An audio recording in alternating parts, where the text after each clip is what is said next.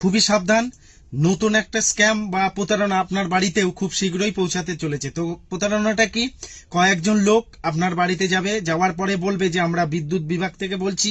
ওই কথা বলার পরেই তারা আপনার মিটারটিকে চেক করবে। কিছুক্ষণ মিটার চেক করার পরেই তারা বলবে আপনার মিটার থেকে খুবই বিদ্যুৎ বিল কম আসছে এবং নিশ্চয়ই আপনারা ওই মিটারটিকে কোনো গড়মিল করেছেন।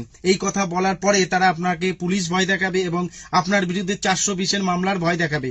এই কথা শুনে যদি আপনি ঘাবড়ে যান, তাহলে কিন্তু তারা সঙ্গে সঙ্গে আপনার কাছ থেকে প্রচুর পরিমাণে টাকা ডিমান্ড করবে। এই ধরনের ঘটনা যদি আপনার সঙ্গে হয়ে থাকে, তাহলে আপনি কি করবেন? ওই মুহূর্তে আপনার আশপাশ থেকে কয়েকজন লোককে ডাকবেন এবং আপনি নিজেই আপনার ফোন থেকে 112 নাম্বার ডায়াল করে পুলিশকে সমস্ত কিছু ডিটেলসটা জানাবেন।